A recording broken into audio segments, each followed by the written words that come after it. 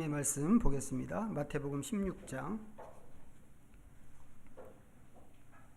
13절부터 20절까지. 마태복음 16장 13절부터 20절. 자, 오늘도 주신 말씀을 함께 읽습니다.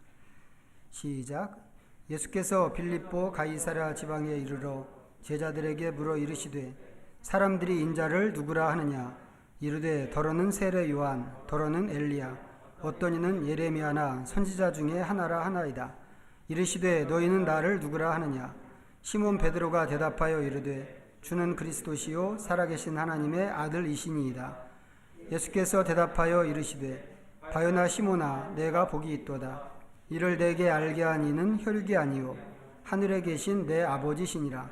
또 내가 내게 이르노니 너는 베드로라. 내가 이 반석 위에 내 교회를 세우리니 음부의 권세가 이기지 못하리라.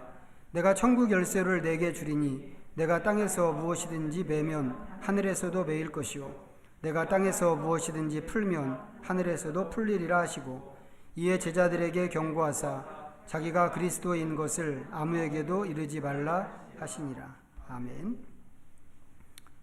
오늘 우리 지난번에 완성했던 이 시설 좀 조정하는 날이거든요. 그래서 이제 그 담당하신 분이, 이 설치해 주신 분이 오셔서 지금 조정 중인데, 혹시 이렇게 저 뒤에서 이렇게 대화하는 소리가 좀 생기더라도 좀 이해하시고 예배에 좀 집중하시면 좋겠습니다.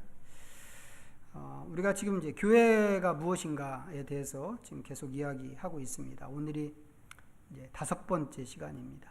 5번째 시간인데 잘 따라오고 계시죠? 잘 따라오시나요? 잘 따라오셔야 됩니다.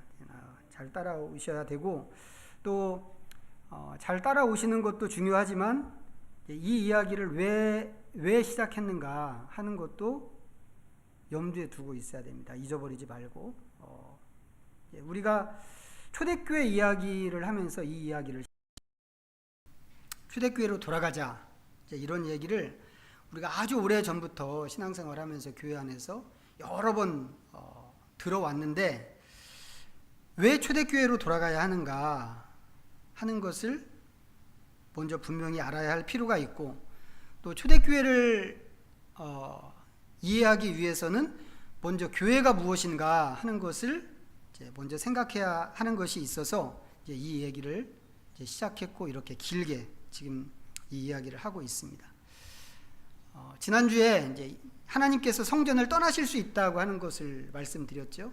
그리고 그와 함께 교회도 망할 수 있다고 하는 것을 말씀을 드렸습니다.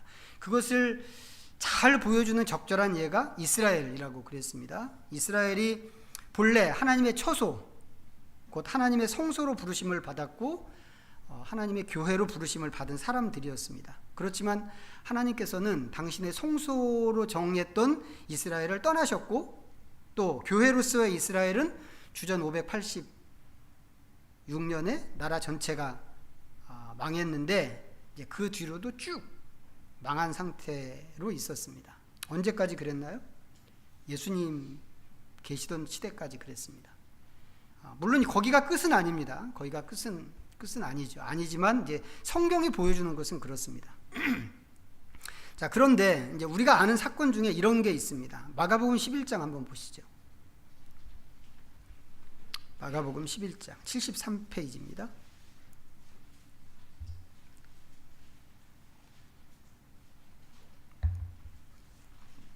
마가복음 11장 12절부터 25절까지 좀 긴 말씀인데 우리 함께 읽도록 하겠습니다. 찾으셨으면 자, 같이 읽습니다. 시작. 이튿날 그들이 베다니에서 나왔을 때에 예수께서 시장하신지라 멀리서 잎사귀 있는 한 무화과 나무를 보시고 혹 그 나무에 무엇이 있을까 하여 가셨더니 가서 보신즉 잎사귀 외에 아무것도 없더라. 이는 무화과의 때가 아님이라. 예수께서 나무에게 말씀하여 이르시되 이제부터 영원토록 사람이 내게서 열매를 따먹지 못하리라 하시니 제자들이 이를 듣더라. 그들이 예루살렘에 들어가니라. 예수께서 성전에 들어가사 성전 안에서 매매하는 자들을 내쫓으시며 돈 바꾸는 자들의 상과 비둘기 파는 자들의 의자를 둘러 엎으시며 아무나 물건을 가지고 성전 안으로 지나다님을 허락하지 아니하시고 이에 가르쳐 이르시되 기록된 바 내 집은 만민이 기도하는 집이라 칭함을 받으리라고 하지 아니하였느냐. 너희는 강도의 소굴을 만들었도다 하시매 대제사장들과 서기관들이 듣고 예수를 어떻게 죽일까 하고 꾀하니 이는 무리가 다 그의 교훈을 놀랍게 여김으로 그를 두려워함 일러라. 그리고 날이 저물매 그들이 성 밖으로 나가더라. 그들이 아침에 지나갈 때에 무화과 나무가 뿌리채 마른 것을 보고 베드로가 생각이 나서 여짜오되 랍비여 보소서 저주하신 무화과 나무가 말랐나이다. 예수께서 그들에게 대답하여 이르시되 하나님을 믿으라. 내가 진실로 너희에게 이르노니 누구든지 이 산더러 들리어 바다에 던져지라 하며 그 말하는 것이 이루어질 줄 믿고 마음에 의심하지 아니하면 그대로 되리라. 그러므로 내가 너희에게 말하노니 무엇이든지 기도하고 구하는 것은 받은 줄로 믿으라. 그리하면 너희에게 그대로 되리라. 서서 기도할 때 아무에게나 혐의가 있거든 용서하라. 그리하여야 하늘에 계신 너희 아버지께서도 너희 허물을 사하여 주시리라 하시니라. 성전 마당에서 장사하는 사람들의 상을 엎으시는 이제 그런 이야기죠. 이제 하나님의 성전은 바벨론 침략으로 인해서 다 무너졌다고 그랬습니다. 이제 그때 무너진 그때 포로로 잡혀간 사람들이 돌아와서 성전을 다시 세웠습니다. 정확하게는 이제 그들의 후손들이 세운 거죠. 70년 지난 다음에 돌아오는 거였기 때문에 후손들이 돌아와서 성전을 세웠는데 그 사람들은 자기들이 성전을 다시 세우면 나라도 되찾고 이 모든 것이 원래의 모습으로 돌아갈 것이라고 그렇게 생각을 했습니다. 그래서 정말 헌신적으로 성전 세우는데 애를 썼죠. 성전을 세웠습니다. 세웠는데 아무 일도 일어나지 않았습니다. 그리고는 이제 시간이 흘렀어요. 시간이 쭉 흘러서 헤롯 대왕이 다스리는 시대까지 왔습니다. 헤롯은 이스라엘 지역을 다스렸지만 유대인이 아닙니다. 유대인이 아니고 이두메 사람이거든요. 이제 에돔 족속 속에 속하는 사람입니다. 이 사람이 유대인들의 환심을 사려고 성전을 더 크게 짓는다고 그랬습니다.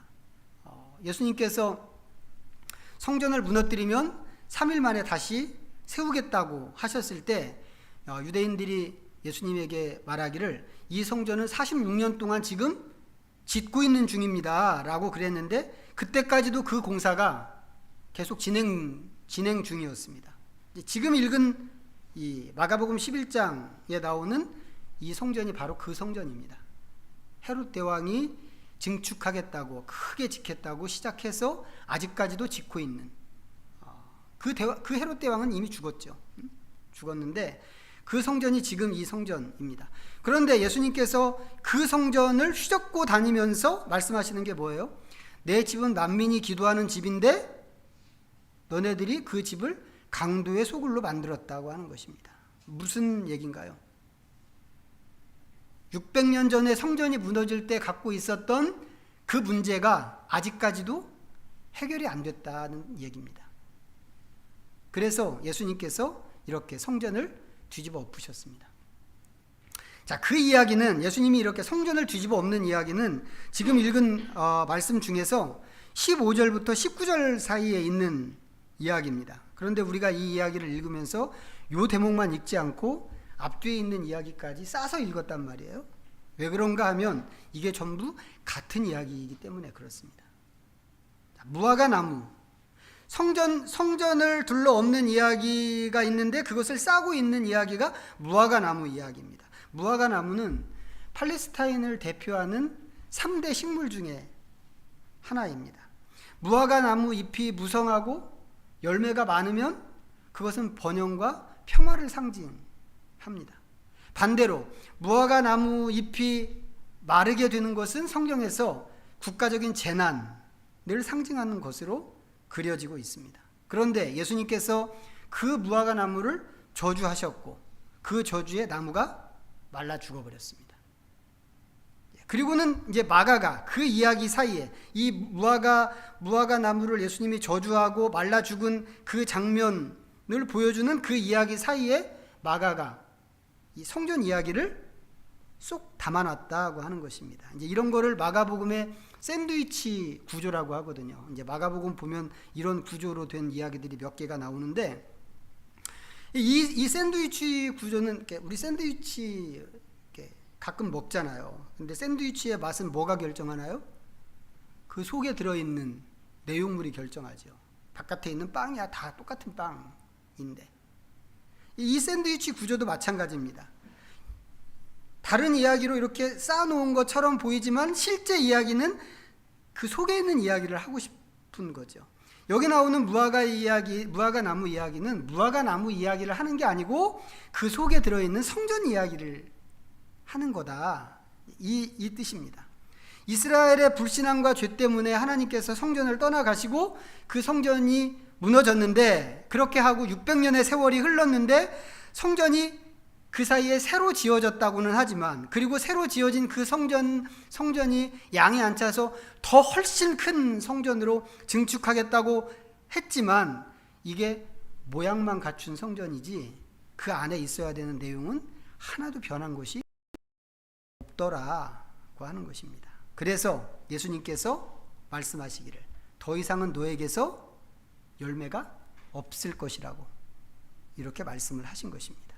더 이상은 하나님께서 그 성전을 거처로 삼지 않으신다고 하는 그런 뜻이고, 더 노골적으로 얘기하면 성전 너 이제 아웃이야, 완전히 아웃이야, 이런 얘기라고 하는 겁니다. 그러면 얘기가 이렇게 흘러가면 이거 그 다음에 어떻게 되는 걸까요? 성전은 하나님의 처소이고 하나님의 집인데 그것을 이렇게 무너뜨려 버리면, 완전히 너 이제 끝이야 라고 이야기해 버리면, 그 다음에 하나님께서는 그럼 어떻게 하시겠다고 하는 건가? 예수님께서 성전을 3일 만에 다시 일으키시겠다고 하셨을 때 그 성전은 예수님의 몸을 가리키는 것이라고 요한복음이 설명을 하고 있습니다. 지금까지는 벽돌로 된 건물이 성전이었는데, 이제는 예수님께서 더 본질로 우리 가운데 계시겠다고 하는 그런 뜻입니다. 그리고 예수님은 그렇게 하시고 나서 당신에게 붙어있는 가지들을 불러 모으셨습니다. 그리고 그렇게 모인 사람들을 일컬어서 교회라고 부르신 거죠. 새로운 성전이 왔는데, 벽돌로 된 성전은 이제 지워지고 새로운 더 본질적인 성전이 왔는데, 그 성전에 붙어있는 사람들을 예수님께서 교회라고 하신 것입니다. 우리가 계속해서 지금 마태복음 16장에 있는 말씀을 주일 본문으로 읽고 있는데, 이 말씀에서 예수님께서 말씀하시는 것도 그것이죠. 너는 베드로라, 내가 이 반석 위에 내 교회를 세우리니 음부의 권세가 이기지 못하리라. 예수님에 대한 바른 신앙 고백을 하는 사람들을 예수님께서 당신의 교회라고 그렇게 하시는 것입니다. 그렇게 해서 드디어 새로운 차원의 성전이 된 교회가 세워지는 것입니다. 그리고 하나님께서는 성도들의 몸과 그 연합체인 교회에 계시는 것이고, 그 결과로 지금은 하나님이 어디 계신다고요? 우리 안에 하나님이 계시는 것입니다. 왜요? 우리가 성전이고 우리가 교회이기 때문에 그렇다는 것이죠. 결론은 뭐냐면, 원래 부름받은 이스라엘은 잘리고 새로운 이스라엘이 세워졌다고 하는 것입니다. 그렇다면 긴 세월 속에서 그런 일들이 진행되었는데, 그 과정을 이스라엘 사람들은 어떻게 생각했을까요? 성전이 무너지고 새로 지어지고 예수님께서 이렇게 하시는 이런 장면들을 볼 때 이스라엘은 그것을 어떻게 받아들였을까? 이스라엘은 본래 성전으로 부름받았던 사람들이고 교회로 부름받은 사람들이라고 그랬습니다. 이 사람들은 믿음이 없는 사람들이 아닙니다. 오직 하나님만이 유일하게, 이 세상에서 유일하게 진짜 하나님, 살아계신 참 하나님이라고 하는 것을 진심으로 믿었습니다. 유대인들은 그 하나님이 자기들에게 계시다고 하는 그 사실에 대해서 유대인들은 자랑스럽게 생각했죠.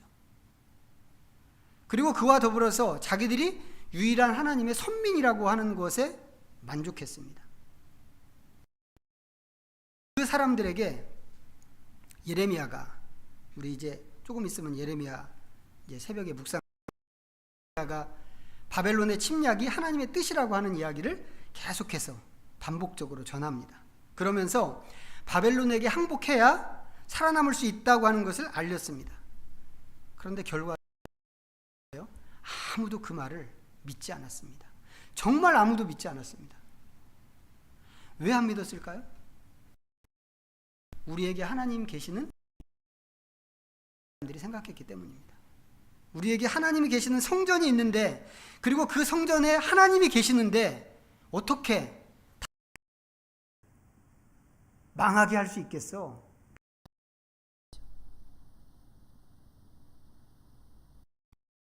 있습니다. 나라 성전이 무너지고 할 때 정말 사람들이 넋이 나갔습니다. 그러면서 아주 심각한 신학적인 혼란에 빠졌습니다. 지금까지 한 건 뭐지? 우리가 믿은 건 뭐지? 우리가 뭐지? 이런 질문들이 계속 생겼단 말이죠. 그러면서 현실을 부정했죠. 이것을 인정하는 것은 마치 하나님을 부정하는 것처럼 생각이 됐을 거라고 여겨져요. 그러다 보니까 하나님은 부정할 수 없으니까 현실을 부정하는 거죠. 그럴 리가 없다고. 포로로 사람들이 잡혀가는 것을 보면서도 이게 끝일 리가 없어 하면서 저 사람들 2년 안에 다 돌아올 거야 라고 다들 그렇게 생각했습니다. 그렇지만 하나님의 생각은 달랐죠. 그 포로들 돌아오기는 하겠지만 70년이 지나가야 돌아올 수 있고, 포로로 잡혀가는 그 사람들 눈으로 보면 너무 불쌍한 사람들이잖아요. 고향을 떠나서 포승줄에 묶여가지고 저렇게 질질 끌려서 마차에 태워갖고 갔겠어요? 포로라고? 멀다고? 그 먼 길을 다 걸어서 가야 할 텐데, 남아있는 사람들이 볼 때는 얼마나 불쌍하고 얼마나 처량하겠어요. 그런데 하나님께서는 사실은 그 사람들이 남은 자고 남아있는 사람들은 버림받은 사람들이라고 하나님은 그렇게 말씀하셨습니다. 그러면서 하나님 자신도 오히려 성전을 떠나서 그 사람들과 함께 가시겠다고 그렇게 말씀을 하셨습니다. 이제 이런 거 생각하면 성전이 무너지고 교회가 망하고 한다고 해서 우리는 걱정할지 모르겠는데 하나님은 눈썹 하나 까딱 안 하시는 것을 알 수 있죠. 하나님은 다 대책이 있으시거든요. 어떻게 해요? 남은 자를 따로 빼놓으시더란 말이죠. 망하는 사람들은 그냥 그 사람들만 망하는 겁니다. 교회가 망한다고 해서, 성전이 무너진다고 해서 하나님 자체가 힘을 잃어버리는 것이 아니고 하나님 나라가 훼손되는 게 아니더라고 하는 것입니다. 하나님은 오히려 그 와중에 하나님 나라를 위해서 다른 방안을 마련해 두시는 분이십니다. 예수님께서 성전을 엎으시고 새로운 성전을 세우시는 것도 하나님의 그런 방안이라고 이야기할 수 있습니다. 그리고 오늘 우리가 교회로 부름을 받고 하나님의 나라가 됐다고 하는 것도 또 생각해 보면 그런 차원의 이야기라고 할 수 있습니다. 하지만 하나님께서 이런 식으로 일을 하시기 때문에 우리한테는 두려운 점도 있습니다. 왜 두려운가요? 바울이 이 대목에 대해서 경고한 것이 있습니다. 로마서 11장, 우리 엊그저께 봤던 말씀인데 로마서 11장 255페이지입니다. 신약성경 로마서 11장 19절부터 21절입니다. 읽어보겠습니다. 시작. 그러면 내 말이 가지들이 꺾인 것은 나로 접붙임을 받게 하려 함이라 하리니 옳도다. 그들은 믿지 아니함으로 꺾이고 너는 믿음으로 섰느니라. 높은 마음을 품지 말고 도리어 두려워하라. 하나님이 원 가지들도 아끼지 아니하셨은즉 너도 아끼지 아니하시리라. 원 가지도 아끼지 않으신 하나님이시라면 우리가 바르게 가지 못할 때 우리한테도 하나님께서 얼마든지 그러실 수 있다고 하는 그런 이야기입니다. 바울이 이 얘기를 아주 확정적으로 이야기한단 말이죠. 본래 하나님께서 선택하신 이스라엘 백성도 이렇게 그냥 한 칼에 꺾어버리신 하나님이시라면 거기에 접붙여진 너네들도 조심해야 된다라고 하는 것입니다. 이런 말씀을 보면 우리는 당연히 두려워해야 합니다. 그리고 살펴봐야 되죠. 무엇을요? 나는 제대로 가고 있나? 나는 제대로 가고 있나? 살펴봐야 됩니다. 이거 우리가 심각하게 생각하고 아주 진지하게 질문해야 되는 그런 문제입니다. 예수님으로 인해서 새로운 시대가 열렸단 말이죠. 그리고 우리는 그 새로운 시대에 새로운 교회가 됐습니다. 과연 우리는 잘 가고 있는가? 끝까지 과연 잘 갈 수 있을까? 원가지도 꺾으시는 하나님이신데 우리는 끝까지 잘 갈 수 있을까? 이런 질문을 당연히 해봐야 합니다. 뭐 다 아시는 얘기지만 우리나라 교회는 시작할 때 아주 멋지게 시작했습니다. 정말 세계 교회 역사에 유례가 없는 그런 모습으로 시작을 했어요. 이런 거죠. 보통은 이제 복음을 누가 전해주는 복음을 받습니다. 이거 로마서에서 바울이 얘기했던 거예요. 전해주는 사람이 없으면 누가 믿으리요? 이게 보통의 과정이란 말이죠. 근데 누가 복음을 전해주기도 전에 우리가 먼저 복음을 받았어요. 우리는 이 한국 교회는 선교사가 들어오기 전에 1884년에 처음으로 공식적으로 선교사가 이제 파송받은 선교사가 이 조선 땅에 들어왔는데 그 이전에 번역한 성경이 있었단 말이에요. 우리는 선교사가 들어오기 전에 이미 번역된 성경이 있었습니다. 물론 쪽복음이지만 신자가 먼저 생겨서 선교사를 보내달라고 우리가 요청을 하면서 시작한 것이 이 대한민국 교회입니다. 얼마나 멋져요. 세상에 유례가 없지. 그런가 하면 처음에 이 복음을 받았던 사람들, 그분들은 정말 하나님의 말씀대로 살았던 사람들입니다. 그 당시만 하더라도 이 탐관오리들이 아주 세상 곳곳에서 이 단물을 빼먹던 그런 때였거든요. 아주 불법을 저지르고 백성들을 쥐어짜서 착취하던 그런 때였습니다. 벼슬을 하겠다고 하는 목적이 그거였거든요. 그래서 뭐 돈 주고 벼슬을 사기도 하고, 그리고는 자기가 이 투자한 게 있으니까는 이제 부임해서 가면 거기서 자기의 본전을 다 뽑고 그 이상으로 수익을 얻으려고 하는 그런 사람들이 관리가 되었던 그런 때였습니다.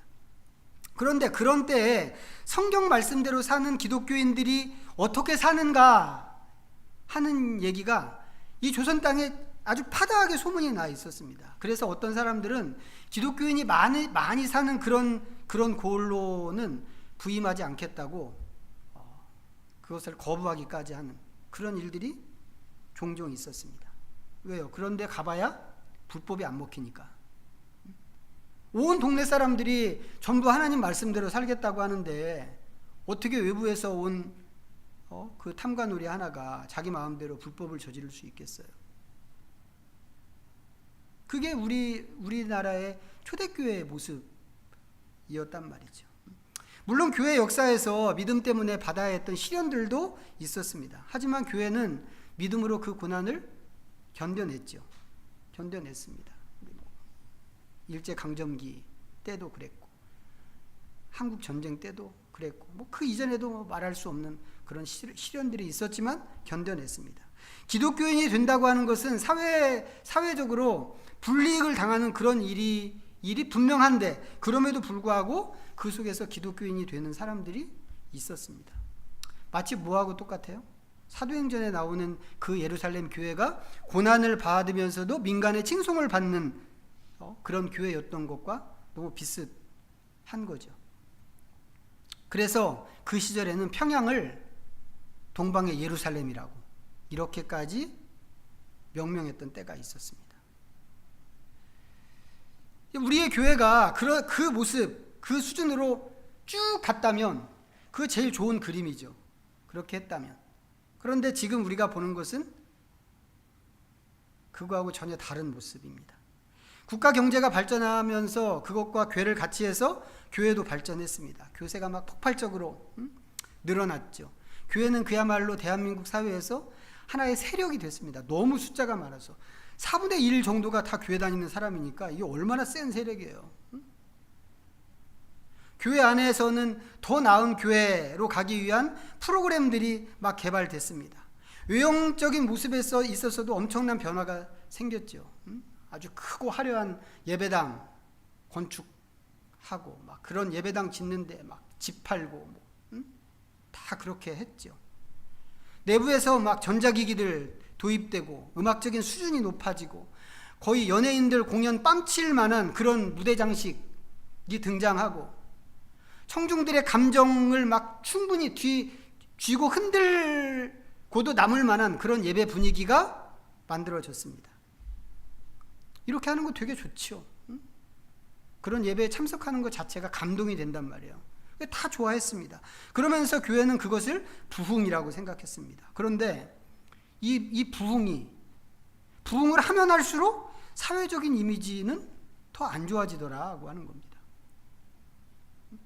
우리나라에 여러 종교가 있습니다. 우리는 헌법에서 종교의 자유를 인정하는 그런 나라니까 아주 정말 꼽을 수도 없을 만큼 다양한 많은 종교들이 있는데 그 중에서 사회봉사 누가 제일 많이 하냐고 하면 기독교가 당연히 제일 많이 합니다. 지금도. 그런데 이게 좋은 일이니까 이 좋은 일을 많이 하면 할수록 칭찬을 들어야 하는데 그것과 상관없이 교회는 욕을 먹고 있단 말이죠. 이게 너무 이상한 일입니다. 왜 이런 일이 생겼을까? 물론 우리나라에서 교회는 아직도 여전히 무시할 수 없는 세력입니다. 많이 쪼그라들었지만 여전히 세력인 것은 분명합니다. 지금 수십 년째 쇠락의 길을 걷고 있다고 하더라도 교회는 아직까지 힘이 남아 있습니다. 힘이 남아 있고 또 교회의 모양도 갖추고 있습니다. 하지만 이런 상황 앞에서 질문이 생기는 겁니다. 우리는 지금 잘 가고 있는 건가? 우리는 지금 잘 가고 있는 건가? 모양은 교회인 게 분명하지만 우리의 내면도 과연 교회인가? 하는 그런 물음도 있습니다.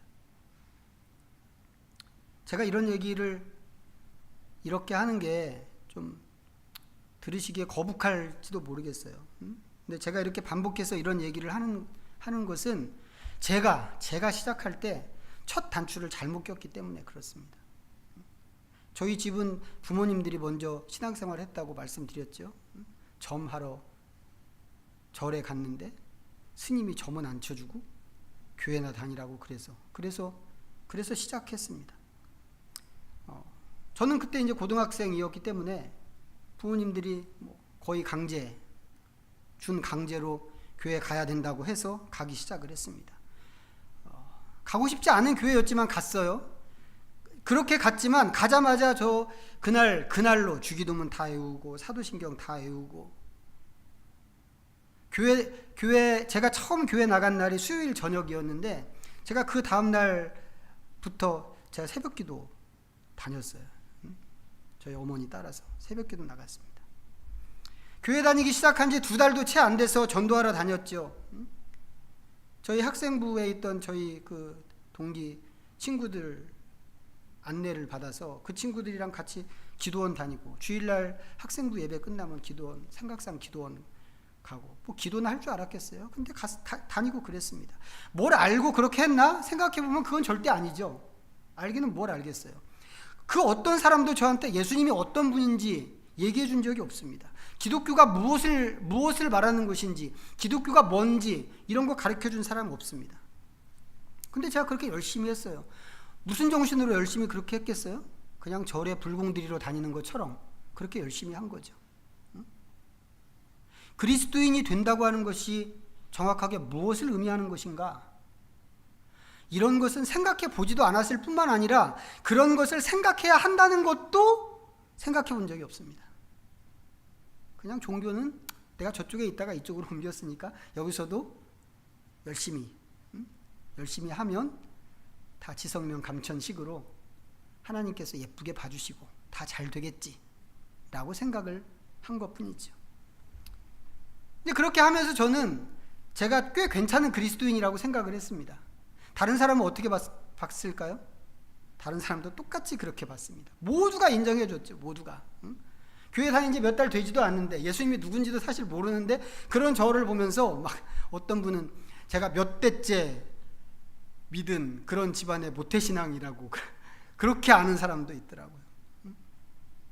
열심히 했으니까, 정말 누구보다도 열심히 했으니까. 그러다가 시간이 많이 지난 다음에 어느 날 제가 저를 이렇게 들여다봤을 때 제가 그리스도인이 아니라고 하는 사실을 발견했습니다. 제가 깜짝 놀랐죠. 너무 충격이었어요. 내가 지금까지 그리스도인이라고 생각하고 그렇게 달려왔는데 기독교가 무엇인지, 예수님이 어떤 분인지, 예수님의 제자가 된다는 것이 무엇인지를 알고 나니까 내가 그리스도인이 아니더란 말이죠. 제가 생각할 때는 교회 안에 있는 많은 사람들이 그러지 않을까 싶습니다. 교회가 이렇게 많고 좋은 일도 그렇게 많이 하는데 왜 교회는 사회로부터 인정을 못 받을까?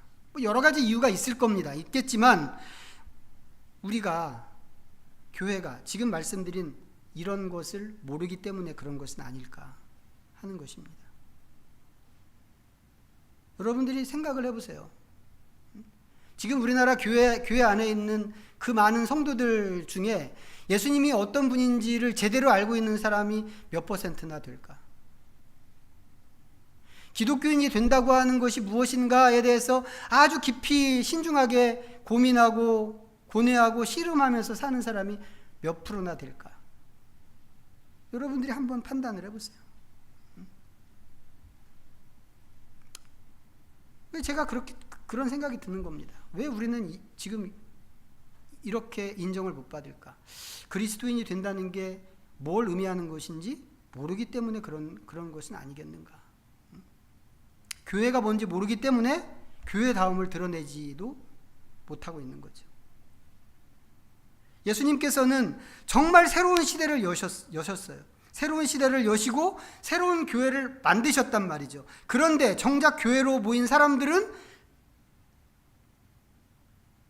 제가 신앙생활 했던 그 모습, 그렇다고 하는 것입니다. 이런 교회를 우리 주님은 어떻게 보실까 하는 겁니다. 우리는 과연 예수님의 교회일까? 원가지도 꺾으시는 주님이신데 우리는 과연 괜찮을까? 저는 이게 걱정입니다. 정말. 제가 지난주에 말씀드릴 때 오늘은 좀 더 구체적으로 콕 집어서 말씀드리겠다고 그랬잖아요. 제가 정말 그러고 싶었거든요. 대한민국 교회가 대한민국 교회 역사 속에서 어떤 짓을 저질렀는지 제가 다 까발려서 우리의 그 진짜 모습을 한번 얘기해주고 싶었는데 한 주를 보내면서 하나님께서 별로 원하지 않으시는 것 같은 그런 마음이 좀 계속 있게 하셨어요. 그래서 제가 이 정도로만 말씀을 드립니다. 하지만 지금 우리가 서 있는 이 상황이 정상이 아니다라고 하는 사실은 우리가 인정을 해야만 하겠습니다. 그래서 다시 길을 찾아야 되는 거죠. 어디서 길을 잃어버렸는지, 어디서 중요한 것을 놓쳤는지 그것을 찾고 그 길을 다시 돌아가야 한다고 생각을 하는데 그것이 초대교회가 걸었던 길이었다면 괜찮지 않을까 하는 것입니다. 내가 바로 교회라고 지난주에 말씀을 드렸는데 아무쪼록 오늘날 이 교회의 형편을 여러분들이 좀 진지하게 생각하시고 그리스도인으로서 여러분 자신에 대해서도 깊이 있게 좀 돌아보셔서 주님께서 기대하시는 그 방향과 길을 가기로 우리 새롭게 좀 다짐할 수 있으면 좋겠습니다. 기도하겠습니다. 자, 이 시간 우리 들은 말씀 우리 다시 한번 좀 생각하면서 하나님 앞에 잠시 묵상합니다.